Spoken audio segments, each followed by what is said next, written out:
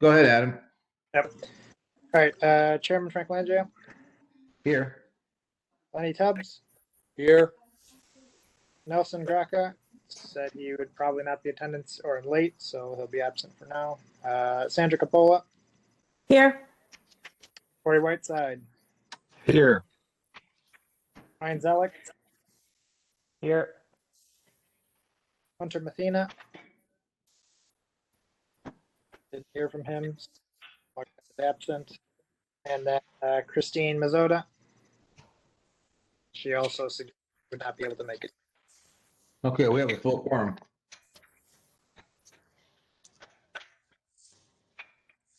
Okay, just to give everybody an overview, we go through new business and old business. There's two parts to this meeting. The new business portion of the meeting is the first portion of the meeting, and what we do is we read the agenda items in the order that they're received.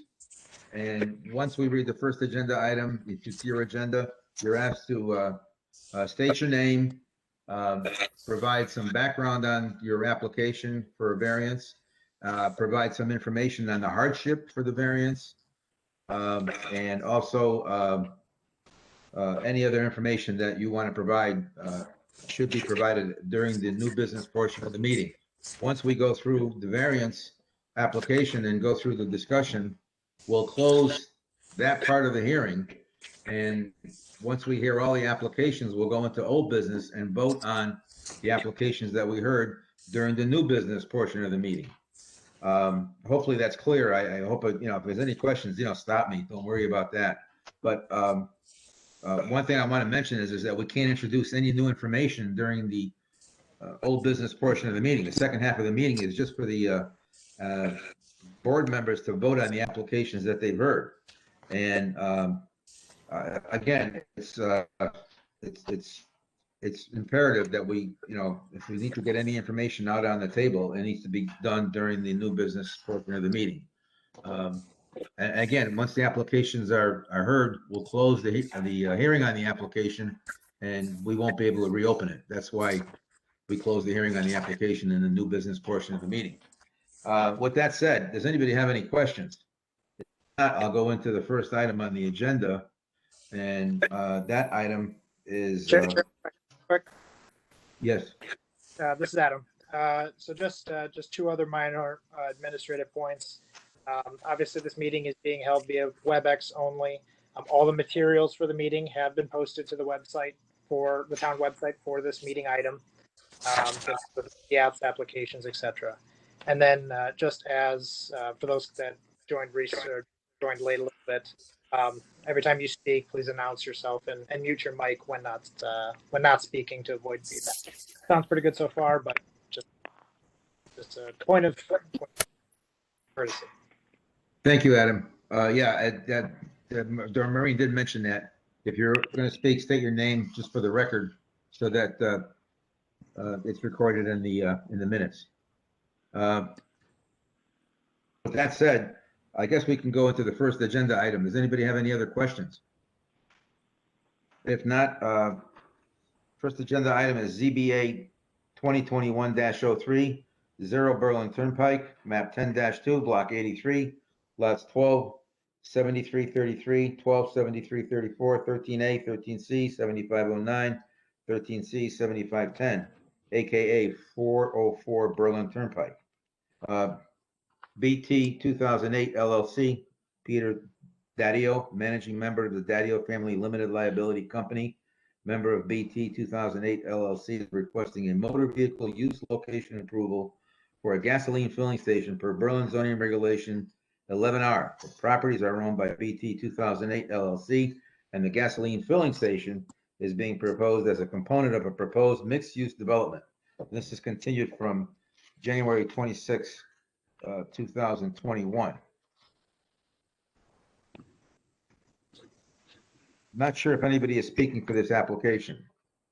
Chairman, this is Adam. The applicant is also submitting to the Planning and Zoning Commission, and their hearing was continued at the March 18th meeting. So the applicant has requested to postpone this hearing again to the next ZBA meeting, April 27th. So that came in on Friday, I believe, end of the day, Friday or Saturday. The applicant requested to postpone. Okay, well, so I'll make a motion to postpone this till the April meeting based on Adam's comments. I'll second it. This is Lenny Tubbs. Okay, we have a motion made and seconded by Len Tubbs. Roll call, Mr. Lavidas? Chairman, Aye. Lenny Tubbs, Aye. Sandra Capola, Aye. Corey Whiteside, Aye. seated alternate Ryan Zelik. Aye. Okay, that is postponed till the April meeting. Next application, ZBA 2021-05, 379 Main Street, East Berlin, map 23-2, block 152, lot 6. Ryan Haley, property owner, is requesting a variance for a northerly side yard of 2 feet 8 inches when 30 feet is required, and a westerly front yard of 37 feet 4 inches when 50 feet is required in the R43 zone per Berlin zoning regulation 5810 for a new one-car attached garage and small. The proposed new garage in addition would be located in the same general area as an existing detached garage and an existing lean-to attached to the house. The existing garage and lean-to to be removed. Note, the public hearing was not opened at the 2/23/21 ZBA meeting and was postponed at the request of the applicant. The dimensions for the requested yard variances for ZBA 2021-05 have been updated by the applicant since the 2/23/21 ZBA meeting. The applicant is now requesting a 2-foot 8-inch northerly side yard and a 37-foot 4-inch westerly front yard instead of a 1-foot northerly side yard and a 37.5-foot westerly front yard. The overall project of a new one-car attached garage in addition to replace an existing detached garage and lean-to has not changed. Speaking for the application. That's me. I'm Ryan Haley, the property owner. Hi, Point of Ryan, you have order, the, Chairman. yes, Chairman, point of order. Tony, I'm gonna recuse myself from this item on the agenda. But I wanted to have the record show that also recusing from any commentary on the public audience and comments in this part as well. okay.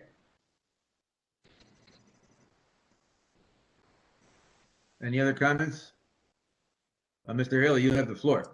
All right. Good evening. My name is Ryan Haley. My wife Shelley and I are the owners of the property located at 379 Main Street in East Berlin, where we live currently with our 2 young children. We bought this house back in 2010 and have been working slowly but steadily on updating and improving our house with larger plans for improvements at some point down the road. And we feel like we finally reached that point. We're ready to make some significant and long-awaited improvements on the exterior of our property. The general scope of this project is for the removal of an existing detached garage and attached lean-to and the construction of a new attached one-car garage in addition to our existing 1770 center chimney colonial. The proposed construction will be located in the same general area as the existing to be removed structures, and the total area of the proposed new construction would be approximately 865 gross square feet. The proposed garage, in addition, is part of an overall exterior rehabilitation of the existing house that includes energy efficiency improvements and the replacement of the exterior siding and trim. Per the town records, our existing house was built around 1770. An existing detached garage was built around 1930. Due to the age of the existing structures, they all predate the town zoning regulations and all of the existing structures are located entirely within the front and side yard setbacks.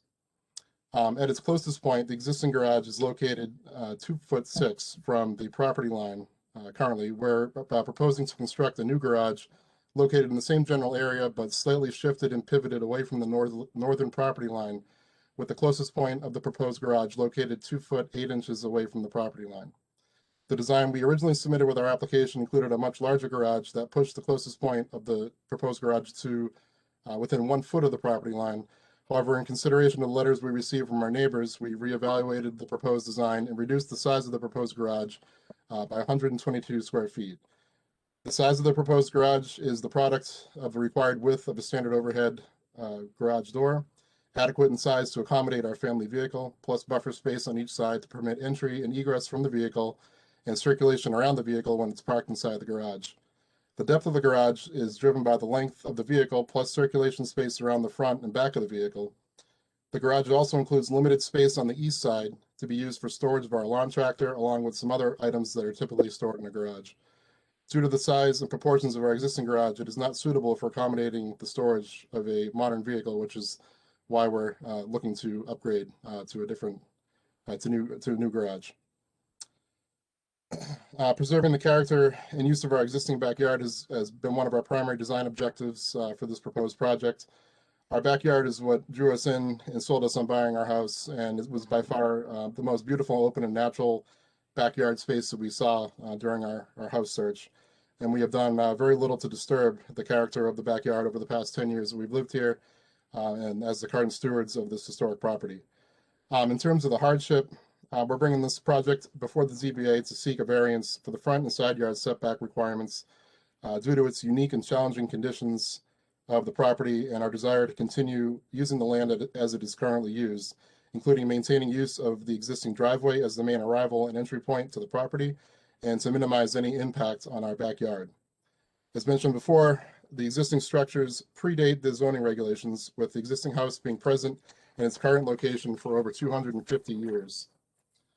While our property itself is conforming and substantial in size, the unusual configuration of the parcel, with the existing structures being situated tight to the north and west boundaries, make it impossible to strictly apply the zoning regulations while allowing our desired improvement of the property.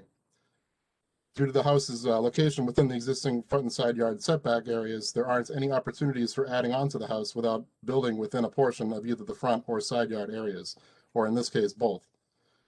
These unusual conditions of our pre-Revolutionary War property have existed long before we became owners, and they are beyond our control.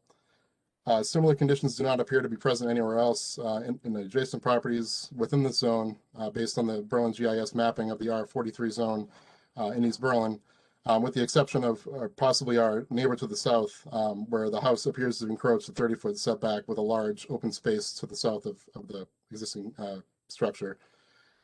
Locating the garage on the east side of the house or south side of the house would require significant modifications to the topography and likely the removal of 2 mature maple trees, destruction of our existing hand-dug well, and overall destruction of the character and use of our backyard, which would prohibit us from continuing to use the land as we desire, and we feel deprive the land of its value. We did explore additional design options before we reached the one that we presented to the board. One of the options was putting the attached garage in addition on the back of the house off the southeast corner that would be accessed from the south. However, the garage would consume a significant portion of the main area of our backyard that we wish to preserve.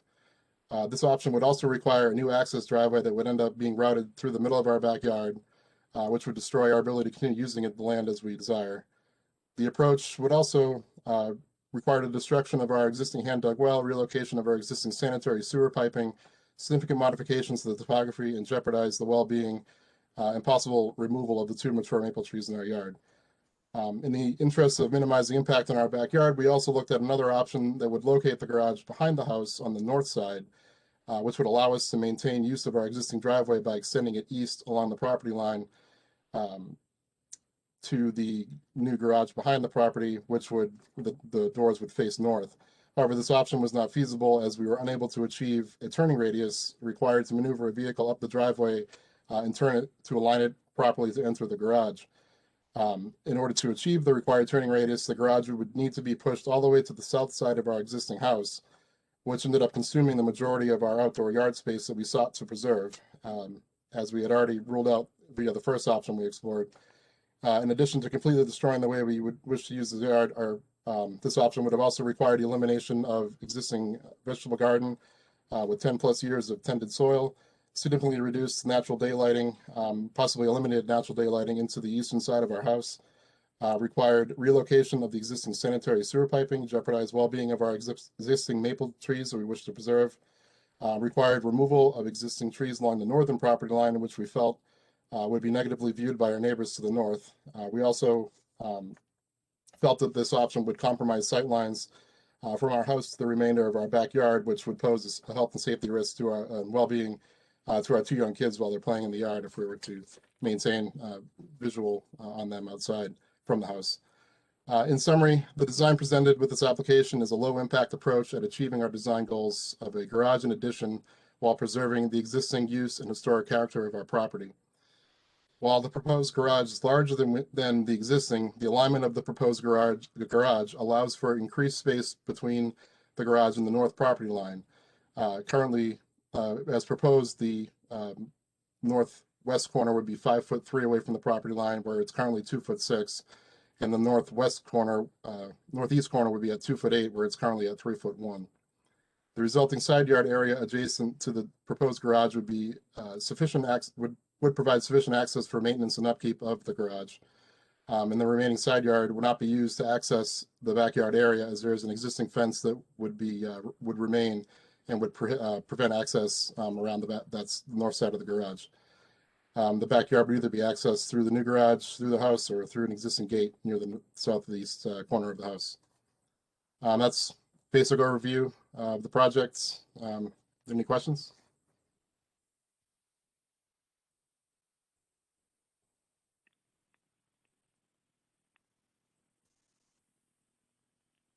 So this is Commissioner Capola.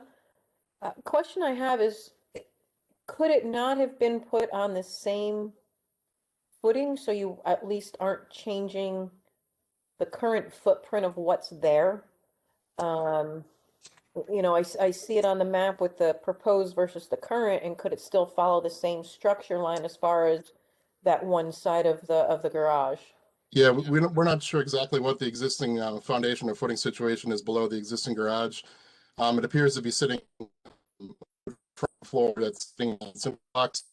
Possibly, I'm not really sure, but whatever's there is not conventional foundation construction that would be suitable.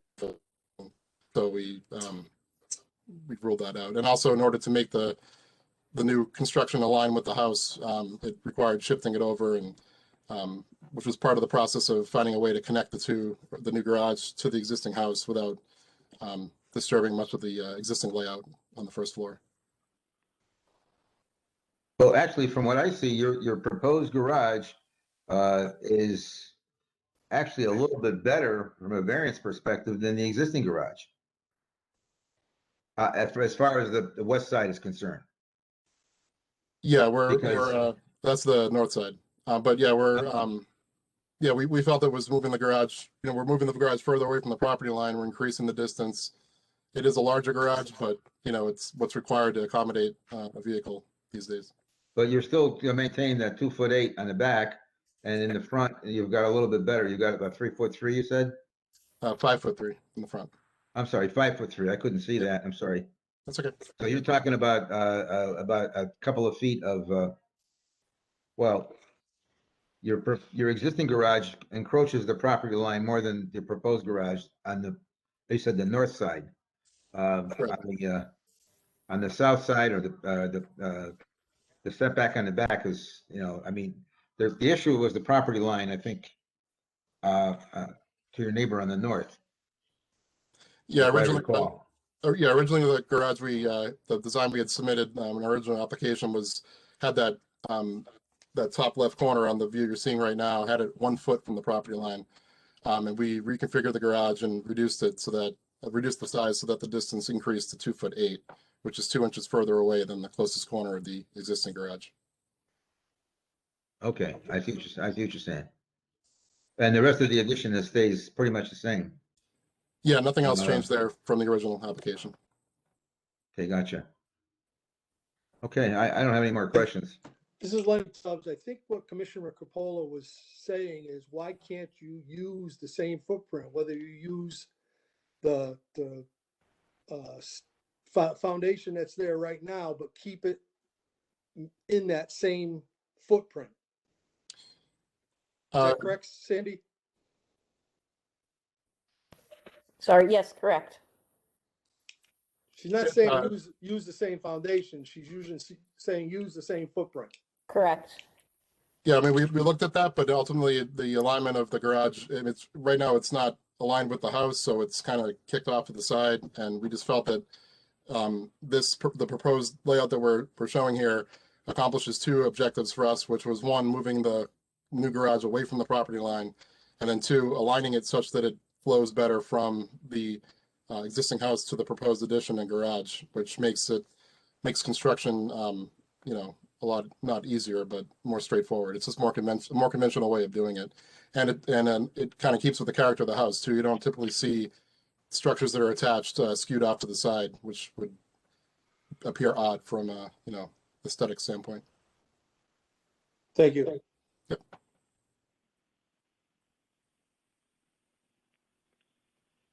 Thank you.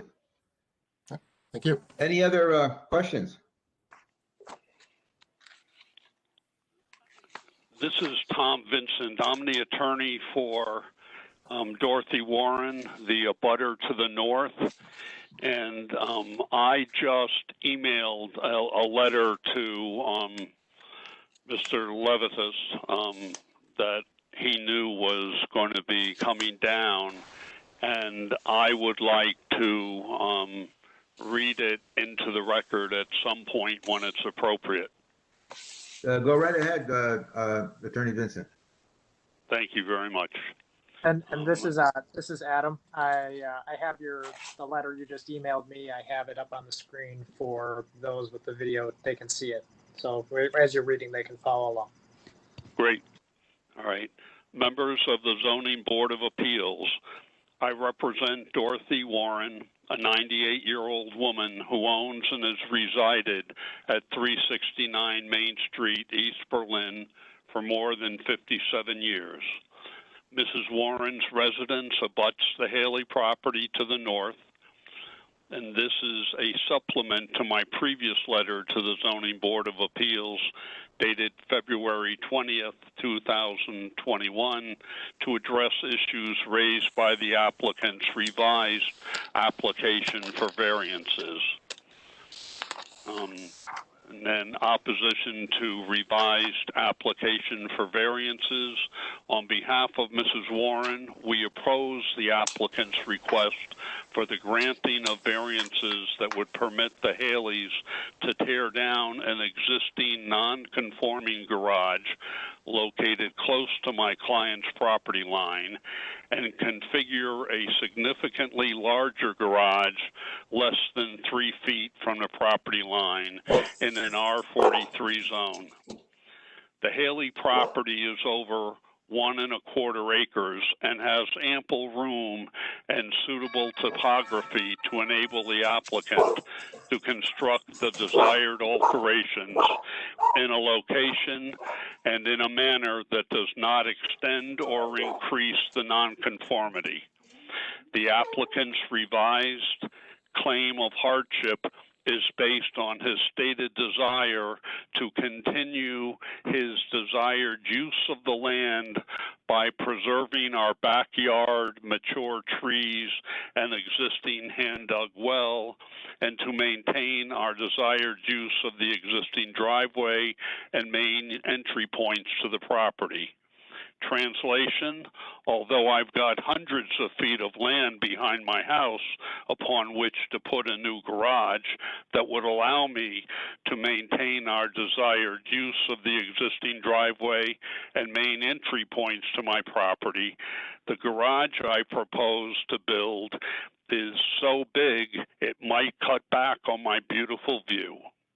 Therefore, I'm requesting variances that would permit me to ignore the side yard requirements in the R43 zone and let me build an oversized garage almost, well, this letter says right up against my neighbor's property line, even though that would most likely reduce her property value.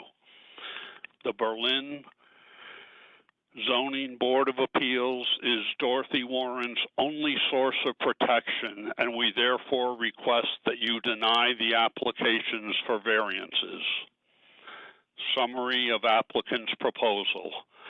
The brief description of the proposal in the application states removal of existing detached garage and lean-to and construction of a new one-car attached garage and small addition. New construction to be located in the same general area as the removed structures. The variance applications request a 2-foot 8-inch side and 37-foot 4-inch front setbacks. The application further states existing 1770s house predates zoning regulations. Existing unusual physical condition of house and garage located tight to northwest corner of lot, entirely within the front and side setbacks. Variances being sought to continue our desired use of the land by preserving our backyard, mature trees, and existing hand-dug well, and to maintain our desired use of the existing driveway and main entry points to the property. Applicant has reduced the size of the proposed garage from his first application and moved it slightly back from a mere 1 foot from Dorothy Warren's property line as he originally proposed, which we recognize and appreciate.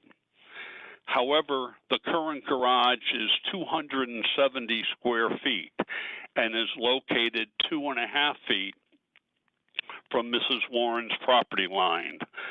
The applicant now proposes to enlarge the new structure that will replace the garage to approximately 470 square feet, approximately 25.5 feet by 18 feet 9 inches, less a cutout of about 10 or 12 square feet, which is more than 70% larger than the existing garage and will be located a mere 2 feet 8 inches from the property line. Deficiency in grounds for requested variances, failure to meet required standard for granting of variances.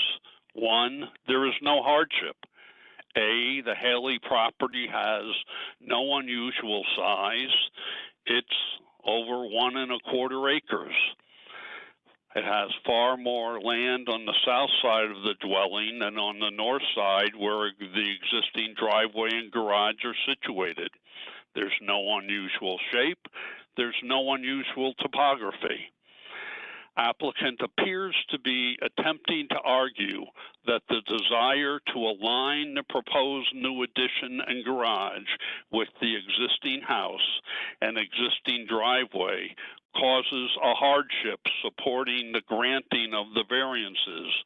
However, a hardship cannot be self-imposed or based on cost or finances as it is here. There's no reason why the garage cannot be situated behind the house. 2, the zoning regulations provide that it is the intent of these regulations to permit nonconformities, existing structures, etc., to continue until they are removed, but not to encourage their survival. A nonconforming structure, such as the existing garage, may be continued so long as it remains otherwise lawful, subject to the following provisions. Such a non-conforming structure shall not be enlarged or altered in a manner which extends or increases the nonconformity, but may be altered to decrease the nonconformity. The applicant proposes to enlarge the garage to more than double,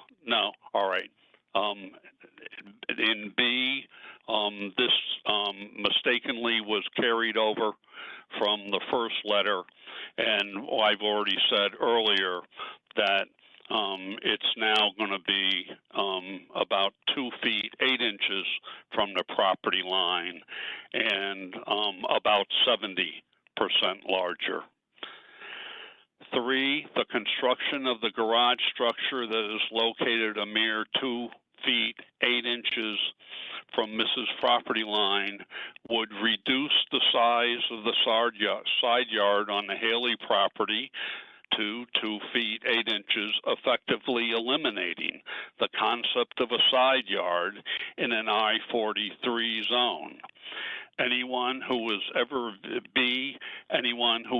viewed a construction site knows that with a side yard of 2 feet 8 inches that is over 25 feet long, it is almost impossible for the new structure to be built without trespassing on Mrs. Warren's property. C, it would make it almost impossible for the occupants of the Haley property to maintain the garage or walk around the garage without trespassing on Mrs. Warren's property. For instance, you couldn't place a ladder against the garage on the north side to reach the eaves or gutters without placing the foot of the ladder on Mrs. Warren's property. As letters from 2 of Mrs. Warren's children, Susan Harlan and Dr. Paul Warren, indicate, Mrs. Warren was forced to place a reverse mortgage on her property after the death of her late husband to provide funds to pay for the cost of health care and living expenses. She fears that granting the requested variances and construction of a much larger garage so close to her property line would significantly reduce the value of her property and impair the equity securing her mortgage. In the 19th century, there was a saying attributed to Horace Greeley, "Go west, young man, go west." We propose that the only acceptable solution to the applicant's desire to replace her garage would have been to go east, applicant, go east. Unfortunately, that apparently might have diminished applicant's view, but that does not create a hardship justifying the approval of the requested variances. As noted in the memorandum of staff comments, a ZBA variance application was submitted by a prior owner in October 1972 for an addition of a 2-car basement garage with a sun deck overhead on the south side of 379 Main Street. The variance was ultimately denied by the ZBA, quotes, because of insufficient proof of hardship in the use of the land, with the motion to deny including discussion of, quotes, the existing structure is already non-conforming and there is ample land to the rear which should allow for an alternate building plan without necessitating a variance. Property owners purchasing with knowledge, express or implied, of zoning regulations cannot be deemed to prevent a valid case of exceptional difficulty or unusual hardship since they are aware in law or in fact of zoning restrictions prior to taking title to the premises. The application that was denied in 1972 didn't even include a request for a side yard variance. Therefore, we request that the application for the requested variances be denied. Respectfully submitted, Tom Vincent. Thank you, Attorney Vincent. Any other comments? If I may, I just wanted to correct the inaccurate square footage areas in that letter. The proposed new garage is 432 square feet, which is approximately 50% larger than the existing garage. The addition is about 433 square feet, so the total is 865 gross square feet. So I don't recall the exact numbers that were given in the letter, but they are not correct. And also regarding the other zoning application that was from 1972, we don't know what was requested in there. We didn't have any information on, the hardship that was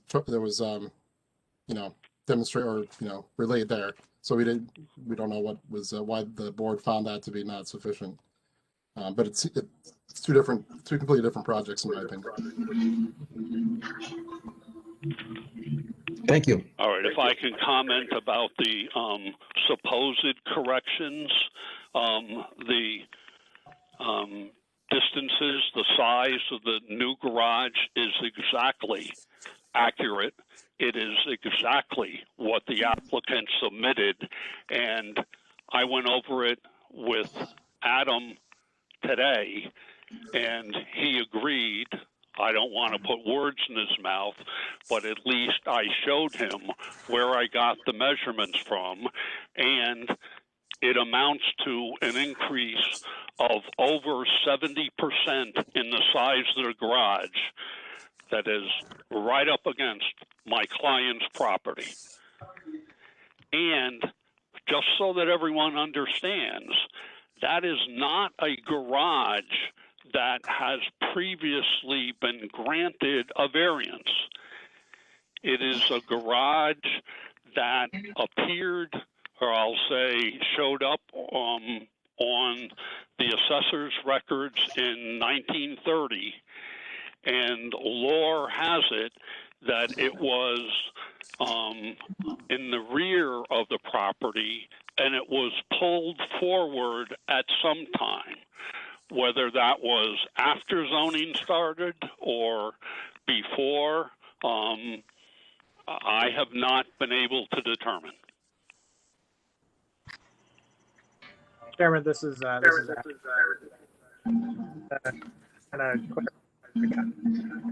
of with regard to the conversation with myself and Attorney Got a Vincent. ton of feedback, Adam. I know, is someone muting? Need to mute themselves?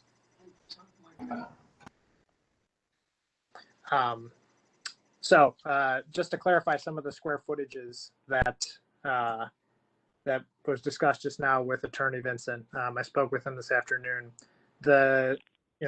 Staff don't have an opinion on where the delineations are for the garage or not for the garage. The key criteria that I would focus the board's attention to would be with regard to just the setbacks themselves and the encroachment on the setbacks.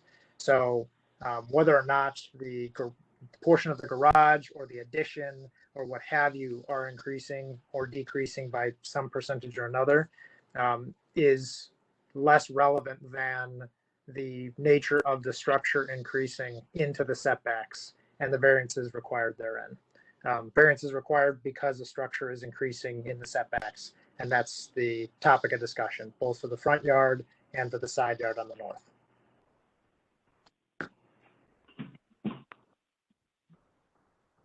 Thank you, Adam. Any other comments?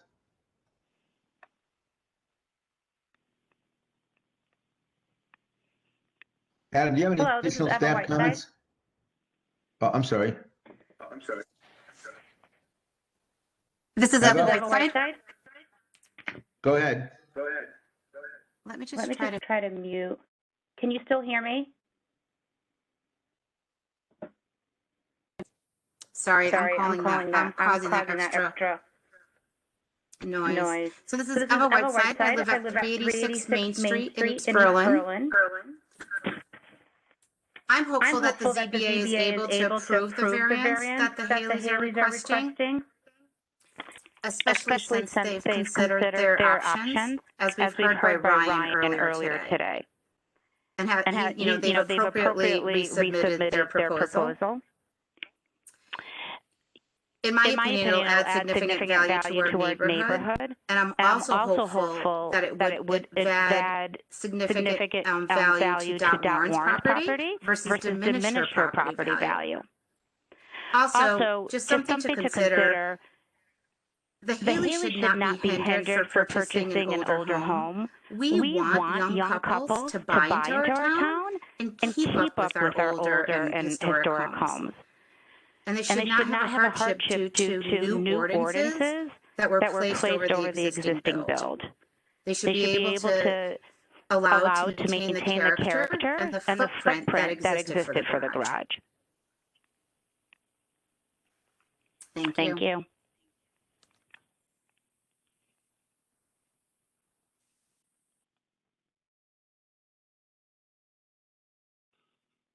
Thank you, Eva. Any other comments? Adam, do you have any additional staff comments? Largely, the topic was fairly comprehensively discussed by the various, by the applicant and the other members who have spoken, the other members of the public, etc. Again, the focus I would draw for discussion would be the variances being requested. It is although the severity of the side yard setback is being reduced, overall, this is an increase in the non-conforming. It will be a non-conforming structure, so the variances are still required to follow the rule of hardship. So, identifying whether or not there is sufficient proof for hardship is the key element to discuss for both the front and the side yard setbacks. It can kind of get confusing because there's a reduction in one portion of the building, but an increase in another portion of the building. But by and large, that's the substance of the variance request.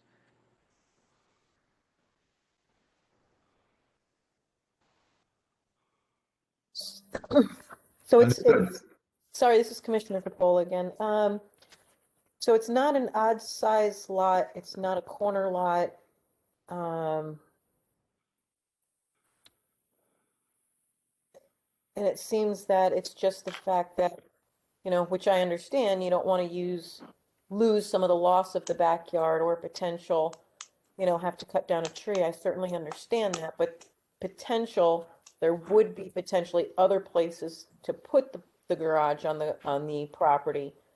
It's just convenience wise and what you feel aesthetically, this is the best place to put it, correct?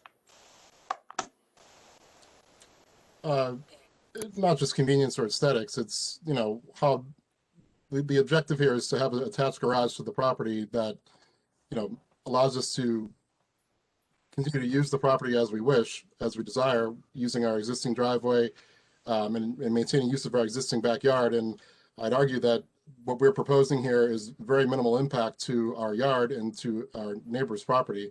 We're just looking to basically take what we have now and shift it slightly and expand it, mostly being expanded in a direction away from the property line with the addition. And also just to point out too, the site plan that we're seeing right here on the screen, it's deceptive of how large our property appears in this view. I'd say at least 50% of that area is all heavily wooded and swamp in the back on the east side. And it slopes, the grade slopes down significantly back there. We only have, I'd say about, I don't know exactly, but on the survey, it shows where the chain link fence is that goes across the back of the yard. And that's essentially just beyond the limit of where our backyard ends. Actually, I'd say the usable portion of our backyard ends at the easternmost side of the existing shed, which is, you know, right there. So in between the shed and the existing garage is where our existing vegetable garden is located. And you know, our primary use and, you know, our backyard is right there behind the house. And we're trying as best we can not to disturb that with this project. So yeah, it's not just a matter of convenience. It's just trying to have minimal impact on the property and not go crazy with anything here. Thank you. This is Tom Vincent. Could I ask a question of the applicant? Yep, go ahead. Why couldn't the existing driveway be used?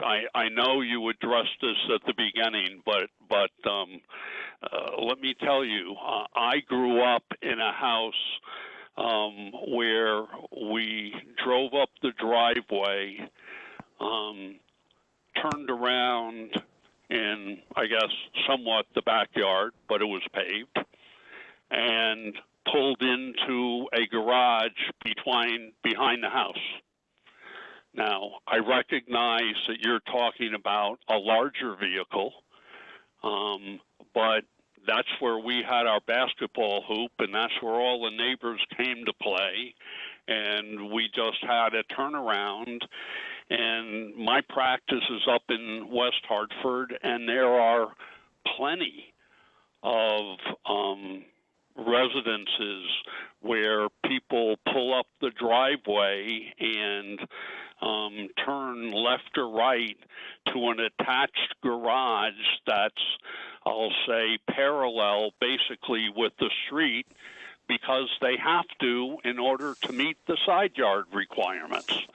And I just can't understand, with all the land you have, why you couldn't use somewhat the same driveway and have an attached garage that is parallel to the street right behind the house. You've got acres. Well, you've got a lot of room. Yeah, as I explained earlier, we explored two other options that had the garage located behind the house. And the option that came close to achieving our goal but was not feasible was extending the existing driveway to a garage that was located behind the house with the garage doors facing north.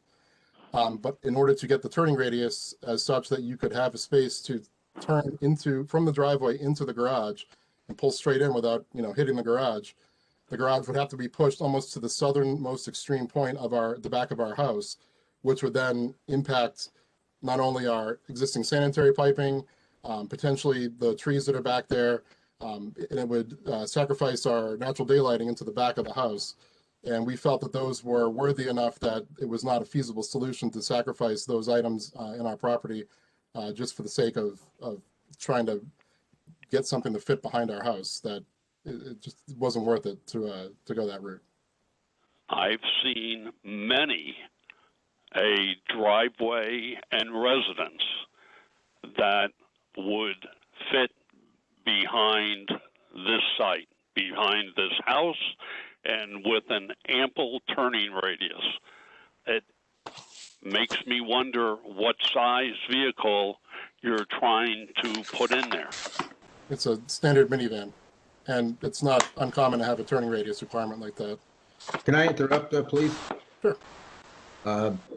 This is not a conversation to be discussed at this point now. We're looking at a variance, and we have to go back and refocus on what we're looking at that was requested in the application. So we can go back and forth on this ad nauseum, but it's not going to help the decision on what this variance is going to, whether this variance is going to be approved or not approved at this point. So let's go back on track and focus back on that. With that said, are there any more comments?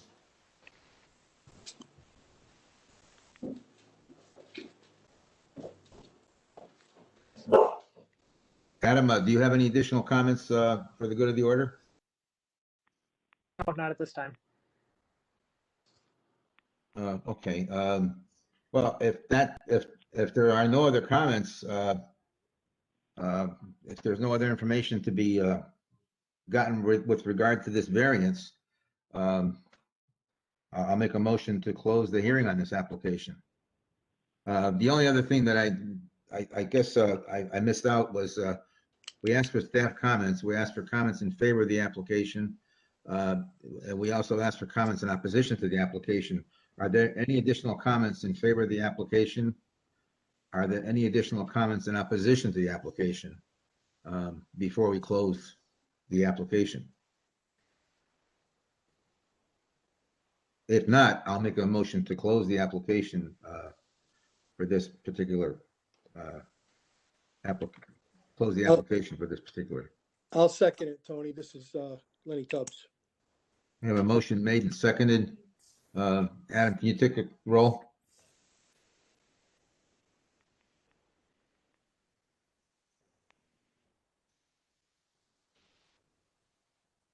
Adam, I think you're muted. Chairman? Aye. Tubbs? Aye. Sandra Capola? Aye. Ryan Zelik. Aye. Okay, and Corey Whiteside was recused for this particular application. Commissioner Whiteside is back for Chamberlain Highway. Yes, I am.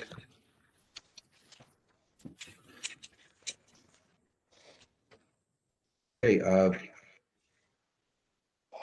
this is our last application, ZBA 2021-06, 276 Chamberlain Highway. Map 8, Block 12F, Lot 5B.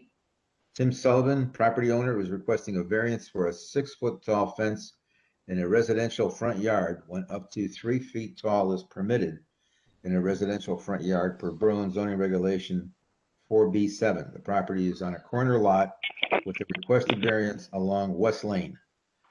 Speaking for the application. Good evening, everybody. This is Tim Sullivan, 276 Chamberlain Highway. My wife, Melissa Sullivan. Hi. You got to say your name. Melissa Sullivan. Thank you for the opportunity. Can I go, or do you need to? Can I present, or is there something else? Oh, go ahead. The floor is yours. Okay, thank you. Sorry. Again, this is Tim Sullivan. Basically, I'm looking for the variance of the 3-foot maximum height. This proposed fence is in my backyard. I guess living on a corner lot, it's considered having 2 front yards. So in this case, I have to present it as a front yard request for a variance. Just off the top, from what I understand, some of these initial concerns from the zoning regulations are due to sightline. I don't know if that's entirely it. The closest proposed corner of this fence line is 243 feet to the stop bar at West Lane at the intersection of Chamberlain Highway. Obviously, there's certainly no sightline. My house would be more of a sightline than that, but even my corner property line is 93 feet from the corner of my property, closest corner of my property to the stop bar on Chamberlain Highway. The issue,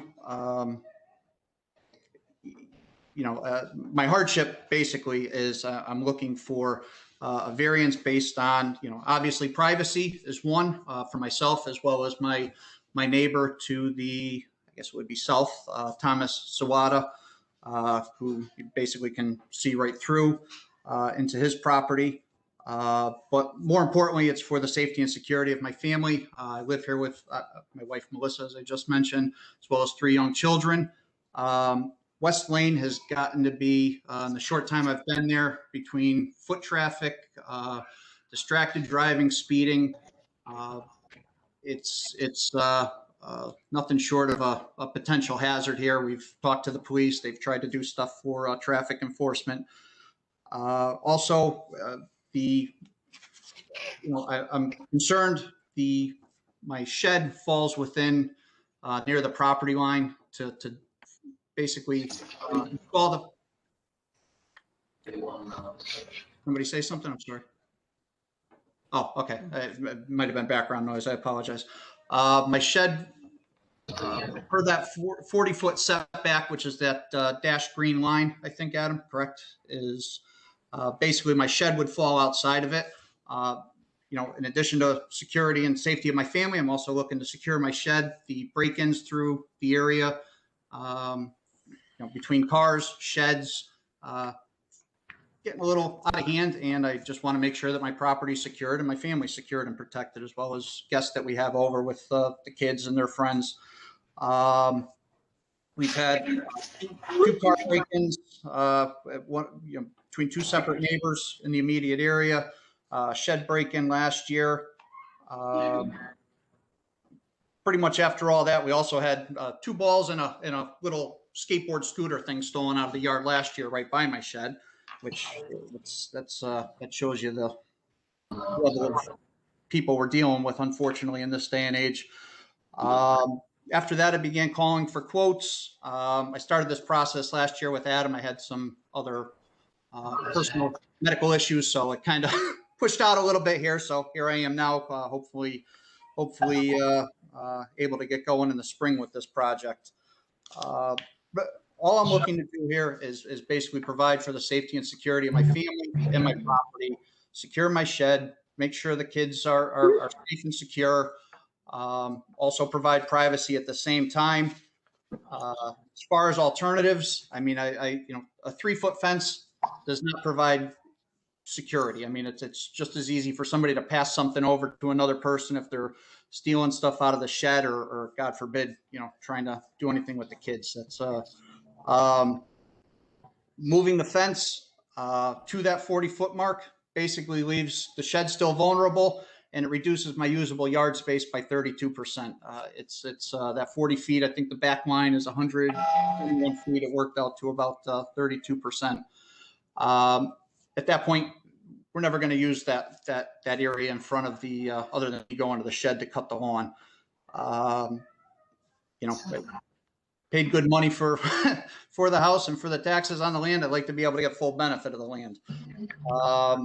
We've also plantings. Plantings are nice, but they provide no security. It's all it is just a visual barrier. It's not going to stop anyone or anything, and it provides no security. I've listened to some of the previous, I think it was 2 meetings ago. I was listening in. There was another gentleman that went for a variance, and I know somebody, a couple members on the board, maybe at least or one. Blight was an issue, and it's a valid issue, obviously. I could promise, anybody could promise anything, but I mean, obviously the money I've spent on the property, what we all pay in taxes, what it's going to cost me for the fence, what it cost me for the survey, the original permit, the additional fee to have the opportunity to present this here to you all tonight. It's not something where I'm looking to create a blight issue or start dumping used toilets in the yard and create an eyesore for my neighbors. I mean, I've had of the letters that I sent out, I've had 5 of my neighbors reach out to me, all in support.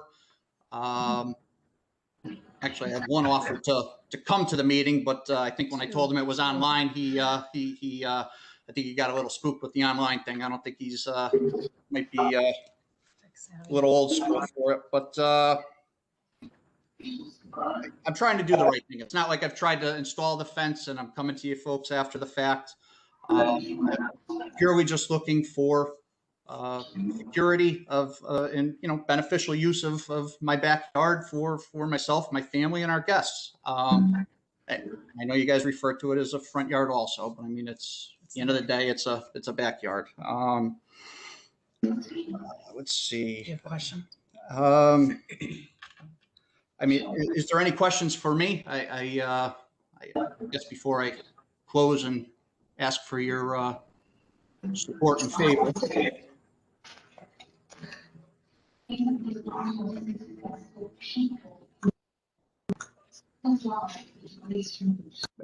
Anyone, Mr. Chairman? I'm sorry, I was muted. Oh, I muted so that you could speak without getting any background noise. Understood. Does anybody have any questions? I know that we have granted variances in the past with some situations, and there was one that was granted a while back, which it was a very hairy one. It was I would say that it was it passed by the skin of its teeth, if you want to say that. But we had people that were against it, people that were for it. One of the situations we had, and these are all, there's no precedents set here. These are all individual circumstances. We've had situations where we've had approvals that have turned into a real nightmare, and we've had situations where we've had approvals that have, turned out well. In one situation, there was an approval for a fence because of a power line structure. It was just recently, and I think that's the one you might have referred to. Yes, sir. Yeah, and the problem there was the power company would not let them plant any evergreens.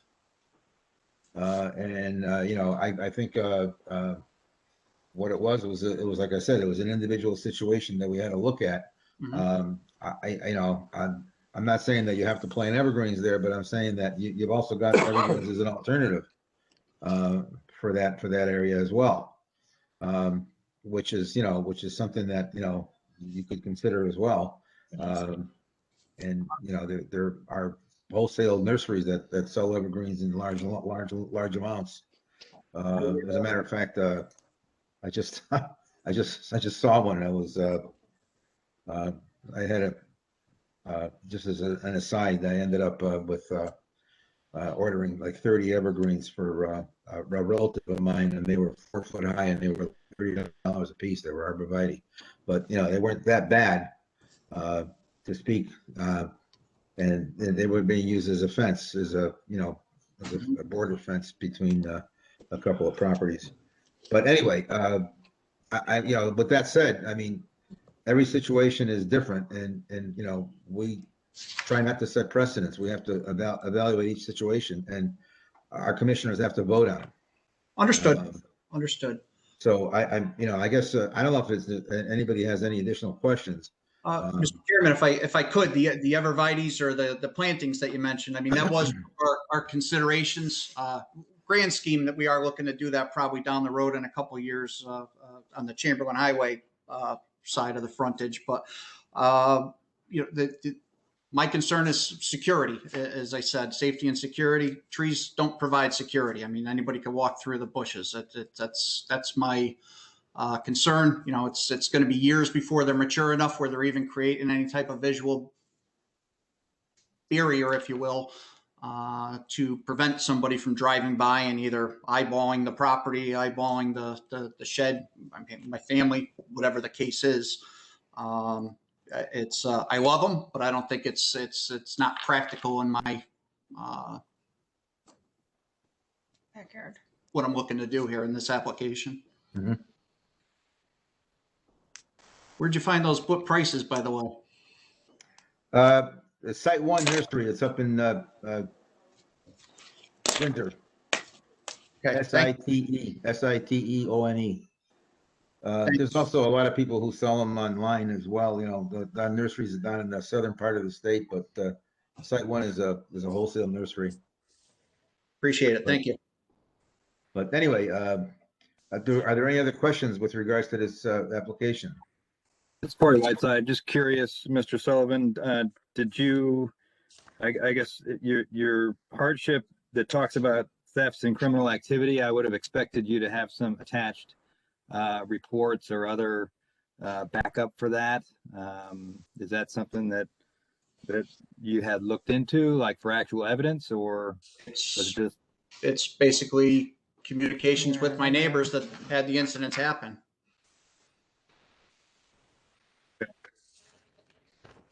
I mean, if you get into the whole general area, I mean, that's just, that's a whole nother thing. I mean, I don't have any police reports or anything. I mean, if you have a Ring camera, you look at just the hits that you're getting in your neighborhoods for crying out loud. I mean, we have it. I mean, it's unbelievable. But the ones that I specifically called out in here as part of my variance request are neighbors that I walk across the street and talk to. We just had people on West Lane Say your name first. Sorry, Melissa Sullivan. We just had people on West Lane looking in people's sheds, going into people's yards at night. Just 2 weeks ago on West Lane. And there's constantly people pulling over in front of our house. I've had our kids in the yard and people pull over, asking them questions, asking them for directions, talking to my kids, and they come in the house, they're terrified. And I just want that privacy and security of, not having people pull over. West Lane has become, it's a horrible road. And if we had known that a couple of years ago, we probably would have never bought this house, but it's our dream house. West Lane I've called the police department. I don't have any proof. I talked to somebody. The only thing that the officer could do, I asked for a slow down speeding sign. The only thing that they could do is put up one of the speed traps for a couple weeks, and that didn't do anything. Warning. Yeah, the warning sign. People fly down this street. I've almost been hit with my kids walking. Walking my dog. I've almost been hit. People fly by our house. My kids have made slow down speeding signs. It's not safe at all. And just having the fenced backyard would really give us peace of mind that they could stay back there. And It's a blind spot for us as well. You can't, that's the only area where we don't have a clear sight line from within the house in that corner as well, the corner in question. Here.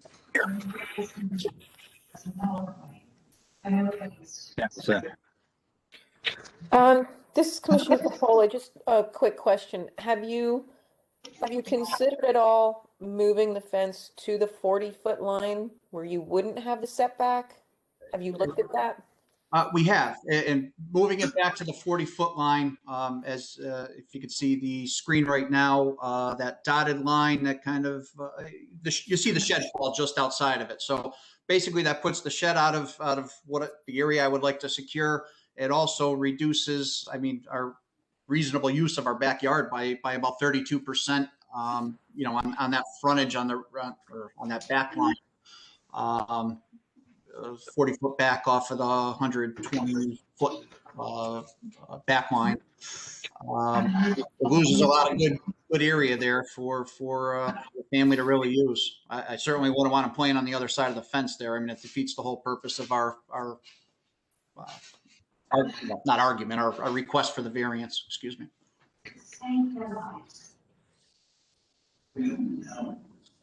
Unfortunately, our kids can't really play in the front yard because there's too much traffic as well by Chamberlain. Right. It does stink. When we bought the house, we thought we had a beautiful, front yard. And really, all I ever do in the front yard now is pick up other people's garbage that people are throwing out of their car. Beer bottles, Budweiser, Corona, cigarette, oil bottles. I spend so much time cleaning up other people's garbage in my yard, but I really don't get to appreciate it. And I mow it and take care of it, but I don't get to appreciate my front yard. So I just, it really is sad what's happening, but you could tell spring was here once the snow melted and we had to go litter picking this weekend. It's disgusting how much garbage is in our yard every day living here. But a fence would keep the kids in the backyard. Safety. I've watched chase balls in the yard almost into the street, and it's very scary. So I definitely want, peace of mind and security knowing that they're in the backyard and they're safe. We have a lot of little kids come over as well. And it's hard to tell a little kid not to go, in between bushes that are growing, because I'm a teacher and I know that children don't listen, and it's hard to keep them in the backyard. Little kids, my kids, but bushes aren't really going to do anything for that.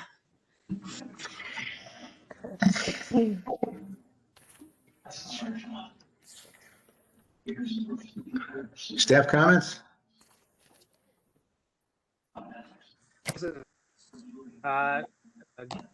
It's another situation with the fence in the front yard.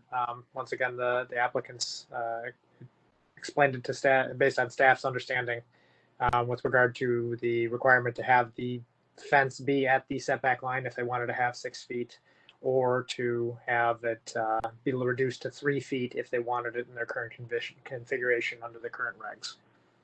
So as with the other application that we heard this meeting, the main staff comment would be just the discussion of hardship versus the applicant's requested fence configuration.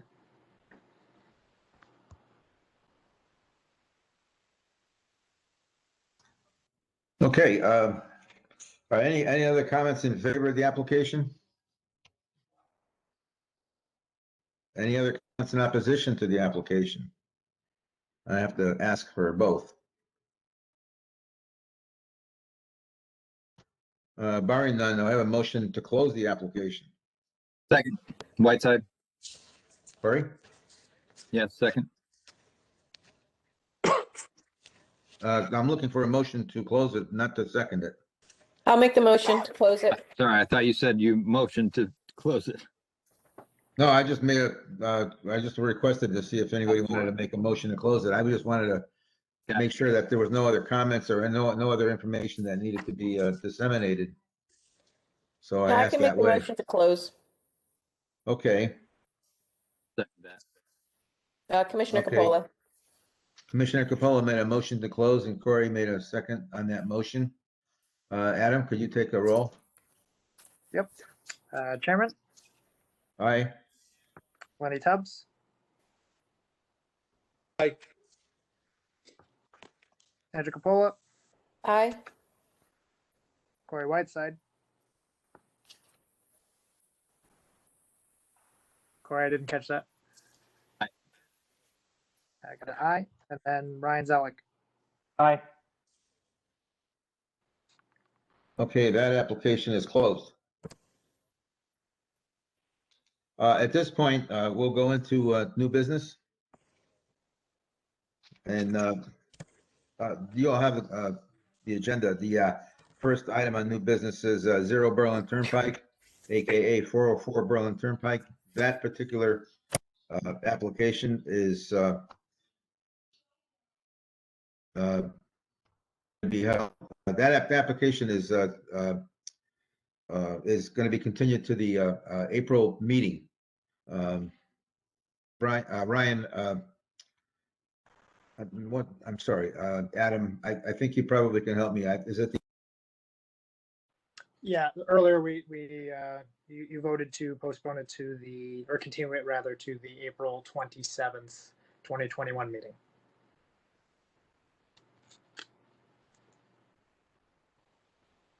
Chairman, I think you're muted again.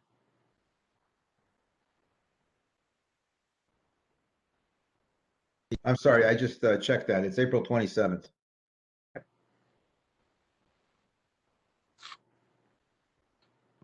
Okay, so that one is continued. The next item is ZBA 2021-05, 379 Main Street, East Berlin, map 23-2, block 152, lot 6. I'll read the application again. Ryan Haley, I'm sorry.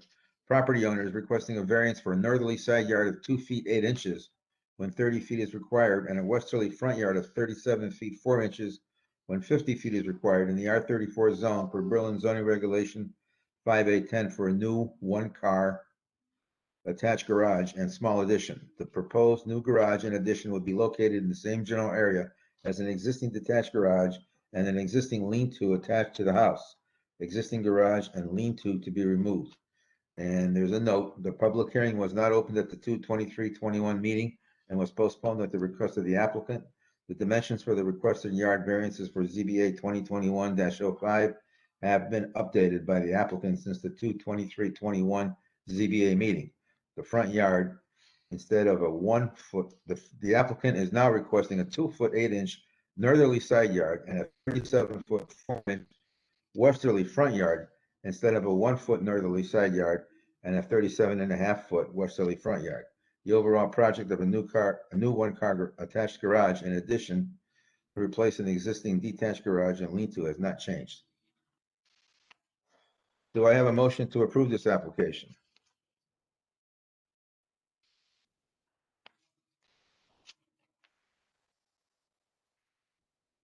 Do I have a motion to approve this application for discussion?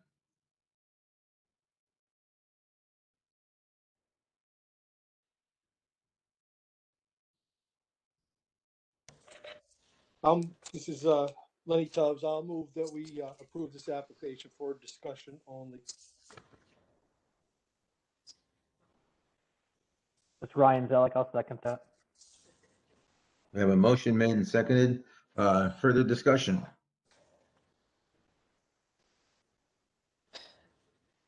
So I'll be the first to speak, I guess. This is Commissioner Capola. The concern that I'm having, or the issue that I'm having with this, is the hardship. That's where I'm struggling, because there are other places on the property a garage can be put. It might not be the most convenient, it might not be the most inexpensive, and I understand that it could affect the homeowner's line of sight, or you know, view of their backyard, but I mean, that's not, I don't see where that falls into definition of hardship, and that's where I'm struggling. This is Commissioner Tubbs, and I also have that same concern where I don't see an actual hardship on this property. There's well over an acre of land, and it allows them to either put it in the rear, and they may lose their sight line or somebody using the rear yard, but there is certainly plenty of room on the opposite side of the house.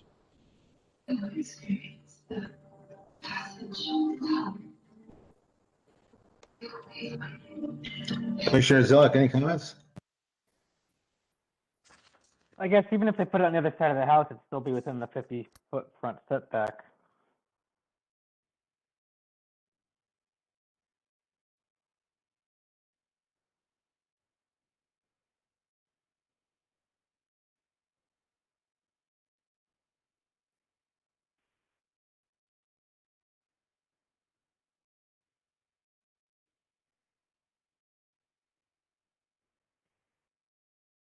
And the whole house is not within the setbacks.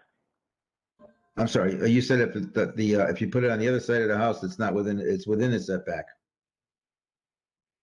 Correct. I mean, the whole house is within the setback. So if you put it on the other side, you would not need a variance, is basically what you're saying. No, they still would need it. I think they still would need a variance. Anywhere they attach it to the house, they need a variance. Unless it was in the back, correct? No, it still need a variance. Okay. If you look at F1, you can see the setbacks. The first site plan.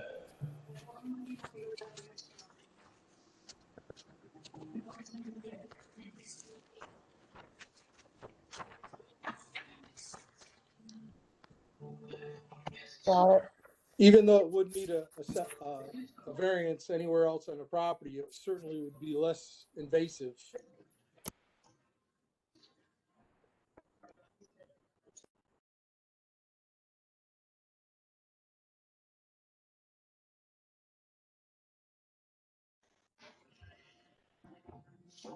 But if you put it in the back of the property, you're still looking at even maybe a larger variance on the back side of the property, but it's not as invasive as in the side yard.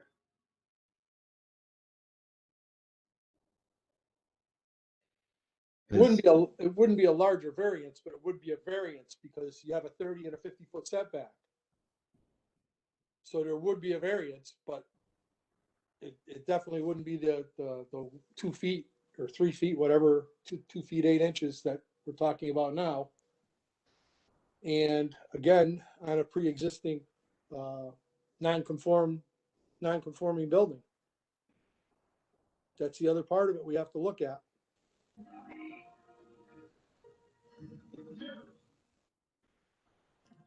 Now, if the owner built on the existing property, on the existing non-conforming building, the garage would be skewed,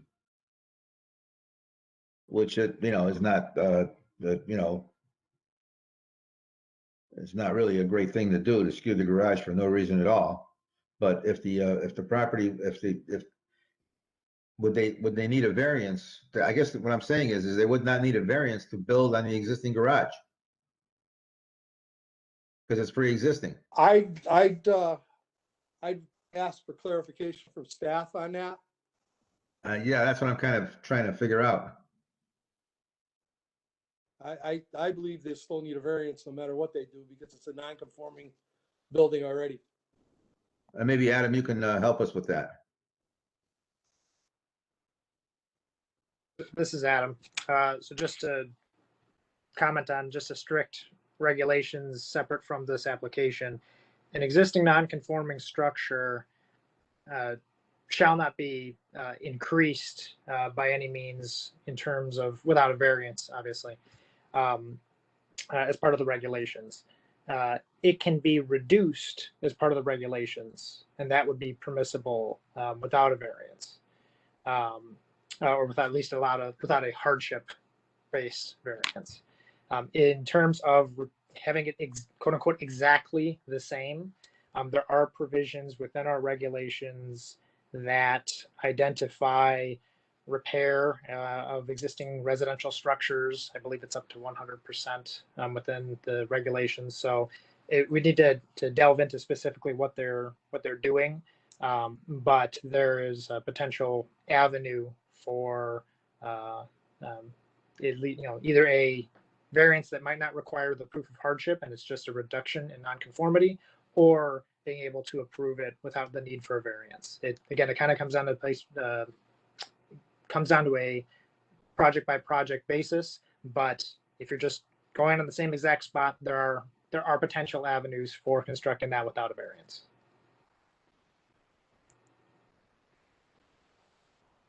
Got him.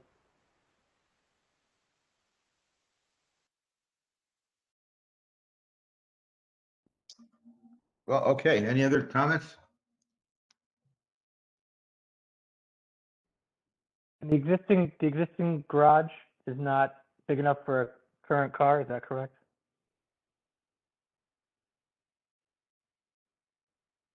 Yeah, the comment that was made was that you could not fit A modern an car? a modern car in that garage. Now, I'm not sure if that, if you can fit a modern car in that garage, but you can't open the doors, then what good is the garage? Becomes a big shed.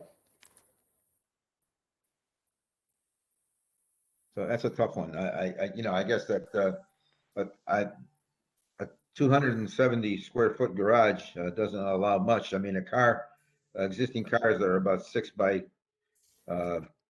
23, 24 feet. I don't know, they're about 120 square feet of car. So you got 120 square feet left over to move around, not too much. I'm not a mathematician, but it's not a whole hell of a lot. The existing garage is probably good for a compact car, but not for any large vehicle or a minivan or SUV or anything like that, probably, but that's just my guess.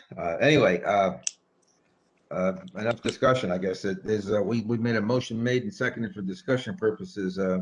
You want to vote on this? Is there any other going once, going twice? If not, Adam, can you take a roll? Just to clarify, what was the motion made for? The prior motion was just for discussion. There's been no motion in favor or against the application as of yet, I don't think.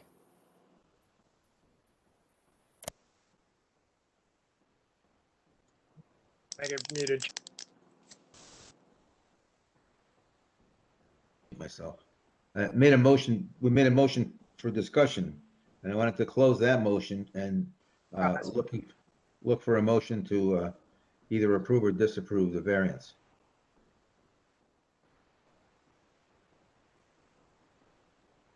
This is Ryan Zellick. I'll make a motion to close the discussion item. I'll second Commissioner it. Capola, okay, second. Okay. Taking the roll, Chairman. Aye. Lenny Tubbs, Aye. Sandra Capola, Aye. Ryan Zellick. Aye. And now we are in a motion to either approve or I'll make a motion to approve the application as it's been submitted. This is Ryan Zellick. I'll make a motion to approve the application as submitted. Okay. I'll second it.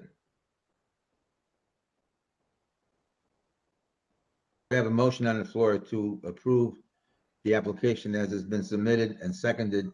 Any discussion? If not, can we vote on the application? This is Adam calling the roll. Chairman, Nay.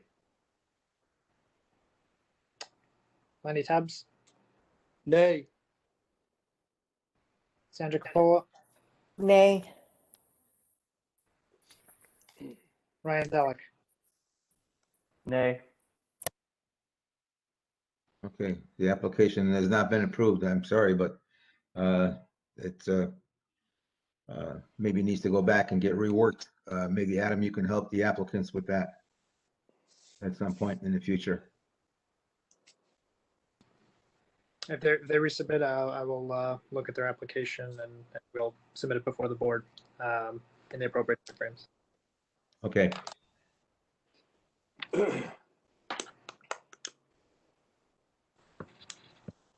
All right. Our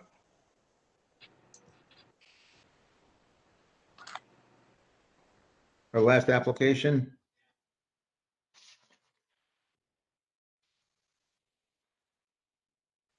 DBA 2021-06, 276 Chamberlain Highway, map 8-3, block 12F, lot 5B. Tim Sullivan, property owner, is requesting a variance for a 6-foot tall fence in a residential front yard, one up to 3 feet tall is permitted in a residential front yard for Berlin zoning regulation 4B7. Property is on a corner lot with the requested variance along West Lane. I have a motion to approve this application. This is Lenny Tubbs. I make a motion, we approve this application. Ryan Zellick, I'll second. We have a motion made and seconded. Any discussion?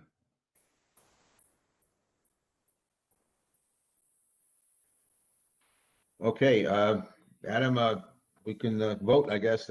Please take a roll. All right, this is Adam. Chairman, Nay. Lenny Tubbs, Aye. Sandra Capola, Aye. Corey Whiteside, Nay. Ryan Zellick, Aye.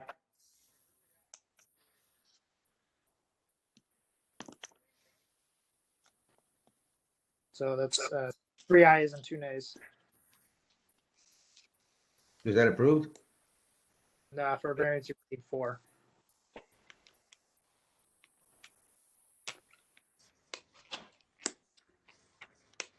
Okay.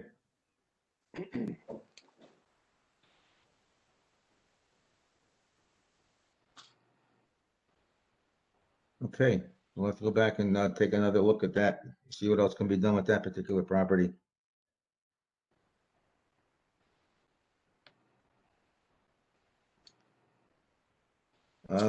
Next item is approval of minutes, October 27, 2020.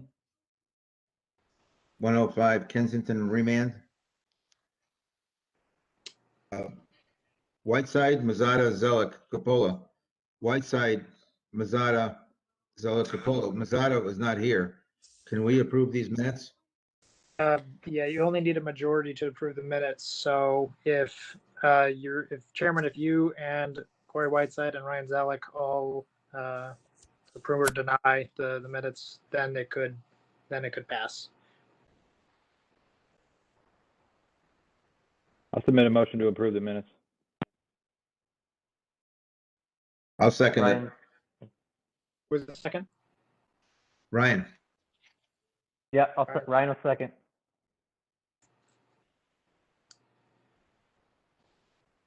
Discussion, or should I call the roll, Chairman? I don't know if there's any discussion on the minutes. We've had them for such a long time, but I don't think there is. If there are, is there any? Okay, All right, this is Adam calling the roll, Chairman. aye. Corey Whiteside, Aye. Ryan Zellick, Aye. and then Sandra Capola. Well, I was not part of the remand. Correct. No, Christine Mazzata was. Correct. She was not part of the remand, but she was part of other portions of that meeting. So for the non-remand portions. Aye. Okay. And the February 23rd minutes, any questions or any changes to the February 23rd minutes? No, I would actually make a motion to approve.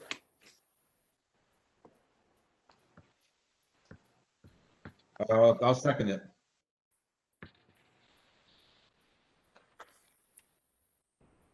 All in favor? Adam? Chairman, Aye. Lenny Tubbs, Aye. Nelson Graca is absent. Sandra Capola, Aye. Ryan Zellick. Aye.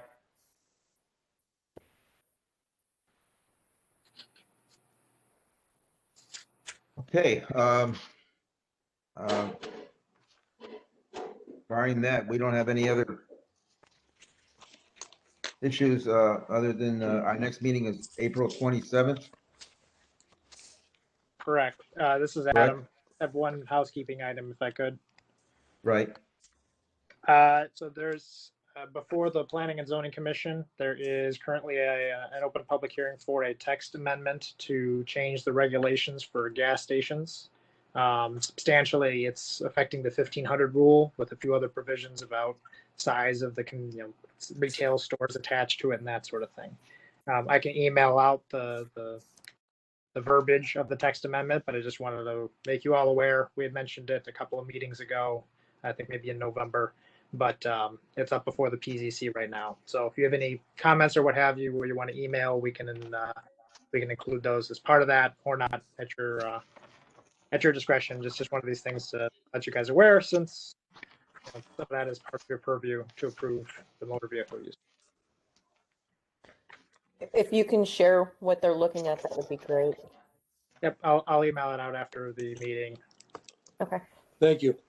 Thank you. Yeah, Adam, one thing. I think if you could encourage some of these applicants in the future to make sure they submit photos, it just help a lot. I think photos would have helped some of the discussion on these two applications tonight. I can recommend that, sure. Okay. Especially And Adam, with that Chamberlain Highway application, I don't know, like I said, I'm not sure whether or not that individual can maybe use a 3-foot fence, or maybe apply for a 4-foot fence or some evergreens. Even that might help, and maybe even wires through the evergreens or something like that to protect the property in the back. But I don't think a fence is an